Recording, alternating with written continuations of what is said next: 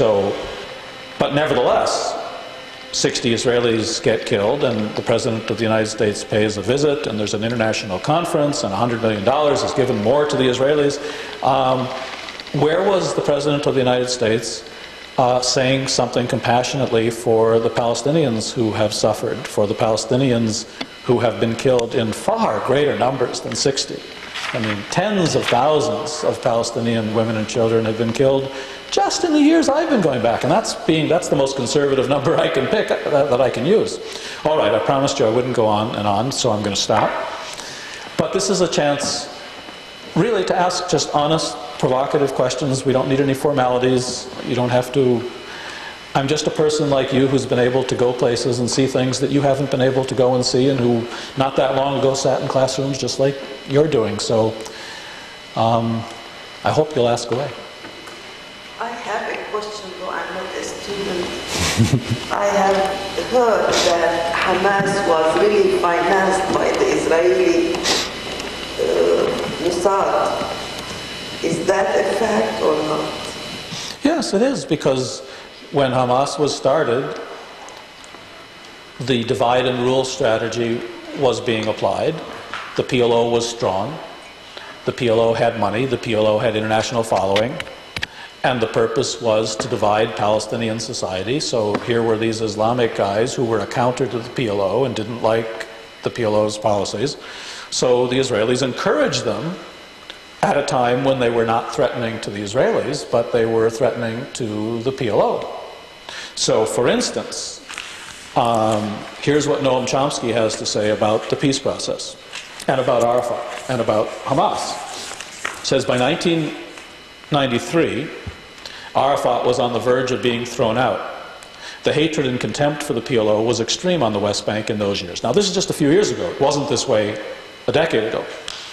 I remember that myself from wandering. He says, I remember that the hatred for the PLO was extreme from wandering around West Bank villages. People were saying, it's true, that's all we got, but they're really a bunch of corrupt jerks and we need to get rid of them. By 1993, this was reaching a real flood, and there were open calls for throwing out Arafat and his clique of gangsters. At that point, apparently he realized, and certainly the Israelis realized, that this would be a good time to make an agreement with the PLO, the shadow of its former self, because now, to save a fragment of his former authority and power, he'll be our agent, kind of like the local Indian mercenaries who ran India, who ran that place. You would know about that, probably. Or kind of like the Salvadoran military. So the Israelis, when the PLO was strong, they encouraged Hamas, and they also encouraged other secular collaborators. Now that the PLO is weak, and Hamas is strong, they're building up Arafat to attack Hamas. And they'll continue to do that as long as the Americans allow them to do that, because they can't do it if they don't have the support and money and arms of the United States, which is, of course, another reason we should all be particularly concerned about this. Now, surely some students have questions. Surely.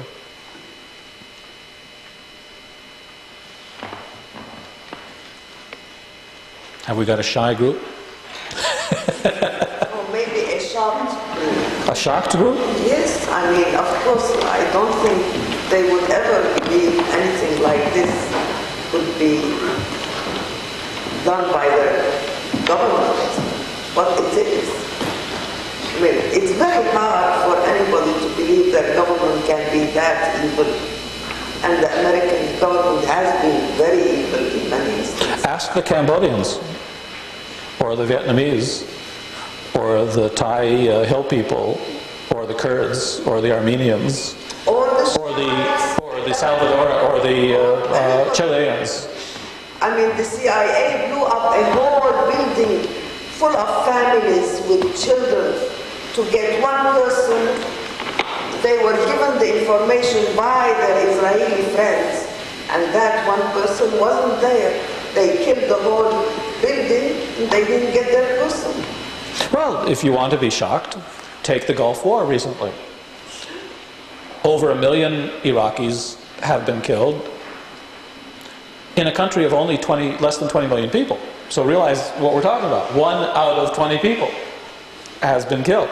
Do I have the population right? I think I have it. Now, we were told Saddam Hussein's this terrible guy who invaded Kuwait and we're saving the world for democracy, and off we go with our... Excuse me, Saddam Hussein is a terrible person for his own country. So is Hafez Assad, yes. So is the king of Saudi Arabia, well, so is the emir of... about that, but I know more about these two. I know about my president, I mean my ex-president. He is a terrible person. Yes, and he was also our ally. Exactly. But who installed them there? That's what the people here should know. Well, worse than that. They were not installed by themselves. Not only that, who divided Kuwait from Iraq in the first place? The British. There was no Kuwait, there was a fishing village. The British went into the desert one day, drew some lines on a map. The geography of the Middle East has been changed and rechanged. My point is that Kuwait is the 19th province of Iraq. The only reason it is not part of Iraq is because the United States and the British before the United States will not allow it any longer to be part. And why? Because they wanted to weaken Iraq and further divide the region. But this quote, let me read you this quote, which is from Pierre Salinger. Who's Pierre Salinger? He's hardly a radical. Frankly, I don't consider myself a radical. I went to all the right universities. I just went too many places after that and saw too many things. Here's a man who was White House press secretary. Here's a man who was ABC bureau chief in Paris during the Iraq War. And here's what he has to say. And just before I read this, I'll mention another man. How many of you have heard of Ramsey Clark? Here's a man who has prosecuted the United States for war crimes. He's actually brought jurists from all over the world to New York and held sessions where thousands of people attended, and he acted as prosecutor against the United States for war crimes in the Middle East. Sounds like a terribly radical, crazy person. He was Attorney General of the United States, the top legal enforcement person of the United States. His father was on the Supreme Court of the United States. He was in Washington in the LBJ administration. He resigned because of the Vietnam War. And then he went to New York to practice law, and he no longer is a politician. He's no longer having to say and do what other people want him to say and do. He's free to speak his own mind. How many of you have heard either of Ramsey Clark or the fact that he has prosecuted the United States for war crimes and for killing hundreds of thousands, and I'm being conservative, of Arabs? And here's what Pierre Salinger has to say. The Gulf War was the most interesting piece of reporting that I did because it came out with a story that the press didn't tell the American people. That the Gulf War was absolutely unnecessary. I mean, it was a plot. George Bush decided he wanted a war, and George Bush decided to tell Saddam Hussein to go ahead and invade Kuwait. The interesting thing about all this is that there's a book that has been published in this country, except that not even 1% of the Americans even know that the book exists. And what's more interesting, in Europe the book sold millions of copies, and in the US it probably has sold about 25,000 copies. But it explains all the things that went on before the Gulf War took place, and it explains to what extent it was unnecessary for the war to take place. My point is, if our politicians lie to us, and if our press misinforms us, then what kind of a democracy are we living in? And maybe it's time to reassess what's really going on in this country and why corporate interests and why big moneyed interests and why lobbies. I'll give you another example. This one takes the cake. During the war, the Senate was asked to vote and allow Bush to send troops. He would have sent troops one way or another anyway, but we went through the ritual.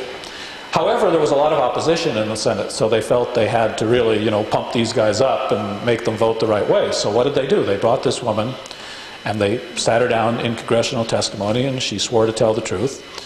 And she said she saw Iraqi soldiers bayoneting children and throwing them out of incubators and taking the incubators back to Iraq, and it was a terrible, horrendous thing, and these people are barbarians. Well, only 6 months after the war did we find out who was this person. She was the daughter of the Kuwaiti ambassador in Washington. Nobody bothered to tell us who she was. Worse than that, she wasn't in Kuwait. She was lying through her teeth. She was lying because a public relations firm headed up by the former press secretary of the United States, his name was Jody Powell, and he was Carter's press secretary. He was paid a lot of money to lie to the Congress of the United States, and through the Congress to lie to the American people on the biggest issue of the day, war and peace in the Middle East. And we, Americans, we put up with this. As far as I'm concerned, Jody Powell should be in prison. If what's going to happen in our country is that where people are going to come because public relations firms and rich countries hire them, and they're going to raise their hands and lie to us, why go through the charade of pretending that we're a democracy? And if we don't hold them accountable then, and we don't prosecute them for their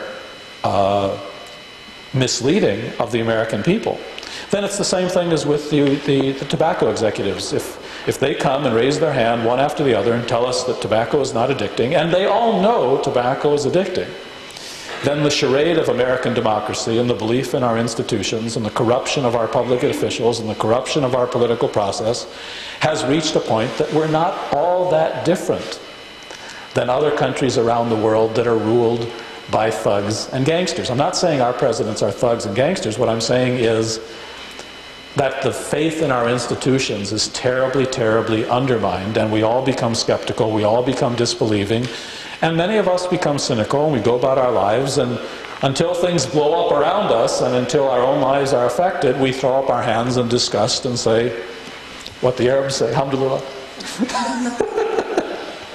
Now that we've established that sin is not universal, and that America is not as democratic as we once thought, with the implication being that most Middle East countries are, which I don't quite follow. But no. Why would that be the implication? Well, I've only heard this argument over here that sin is within the exclusive domain of the United States and American foreign policy. I don't think I said that, but you may have interpreted that. It's been implied for the last 20 minutes. But let's just return to some of the factual issues concerning the Israeli occupation of the West Bank and Gaza, because I don't know if everybody here is really knowledgeable on the facts.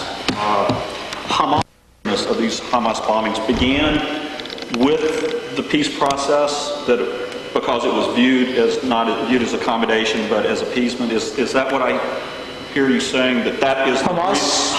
The bombings have been provoked because they see it as a sellout. It's appeasement. It's not accommodation. Yeah. And that's why we've seen an increase in the bombings. They see that their occupation is continuing and that they're being even more repressed, and this is their way of fighting. Yeah. How deeply rooted is that belief among the Palestinian masses? Very deep. Very deep. That's the only way they can survive. How do you think an underground movement like this, with the Israeli army searching for them, with the Palestinian police searching for them, with everybody searching for them, how can it survive? Well, we seem to be led to believe that this is a minority group within the Palestinian masses that support Hamas. None of the Palestinian elites support Hamas or what have you. But you're saying otherwise. You're saying, well, it's not very popular to come out and say I support terrorism and I'm a terrorist. Usually, I mean, when the Israelis were fighting the British, the Haganah was blowing up British headquarters and blowing up the King David Hotel, and Ben Gurion was saying, we're opposed to this, it's not our policy, but they benefited from it. But the PLO is seen as being in charge, being supported. The elections were a landslide. The elections were rigged. Well, we understand that. I'm talking about the perception that we have. You're saying our perception is wrong. The PLO is actually not that well supported. The support is not that deep, and that most of the Palestinians are not supporting what we call the peace process with Israel. Most Palestinians, in my view, if you could get them in a place where they felt safe and could really say what they think, would say what Chomsky thinks. Okay. They're thugs and mercenaries, and Arafat's a sellout and a collaborator, and Edward Said has outlined it very well. What would appease Hamas if they were in power? I'm not here to speak for Hamas, but I'll tell you what I think would stop the terror bombings and would create a viable situation that could be supported by reasonable people of all stripes.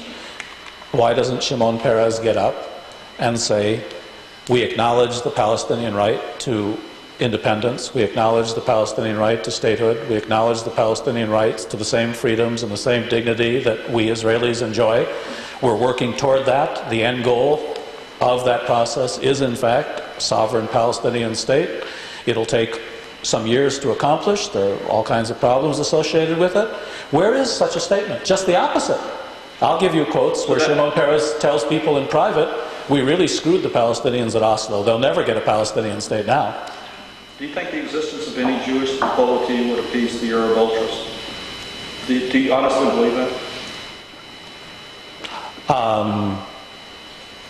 The implication of your question is that I'm saying things I don't honestly believe, so I can't accept the implication of your I question. was just asking for your opinion.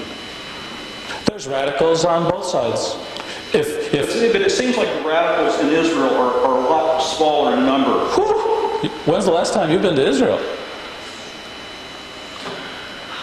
The Israelis have assassinated their prime minister. So far, the Palestinian quote-unquote president remains alive, although I believe actually the policy of Israel is to use Arafat and to milk Arafat for everything they can get out of him, and then I believe they would like to see him assassinated by Hamas. But I think the perception among the Israelis and the government is that the Palestinians do not necessarily grieve when Hamas uses bombings. That's the correct perception among the Israelis. Well, and that's, if we take it to an international level or comparative level, when the IRA kills people, tens of thousands of Irish turn out to grieve and protest.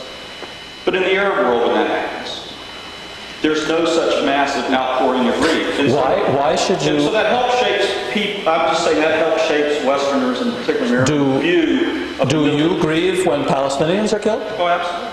Well, I've seen very few expressions in this country of grieving. In fact, what I have seen is the American Army intervening to help the death and misery. I've seen the American Army off the coast of Lebanon shelling the hills of Beirut. I've never seen an American politician grieve when hundreds or thousands of Palestinians are killed. So let's have some equality here. Well, didn't the Americans help facilitate the movement of the PLO out of Beirut? For their own goals, exactly. The PLO was destroyed. They wanted to make Lebanon into an appendage of Israel. They tried very hard to install a pro-Israeli government in Lebanon. Didn't work. He got blown up, probably by the Syrians. That little part of history is all forgotten. Terrorism's... Not by the okay, agreed. When in one day the Israeli planes killed 25,000 women, children and old people in one day on Beirut for no reason at all. No reason. Lebanon did not, especially Beirut, there was no resistance in Beirut. And now we're paying the price because you see, you can't grieve for 60 Israelis in 1996, if you didn't grieve for 30,000 women and children in Palestinian refugee camps in 1982. That may seem like a big spread of time if you're a college student. In the history of the Middle East, it's just a flick of the eye. Well, so there's very little credibility. My son was getting married and I couldn't go to the wedding. I remember it very well. Yes. So people who are oppressed fight. The tactics that they use, would I think it better that they blow up an Israeli military camp? Yeah, I think that's probably a far better strategy.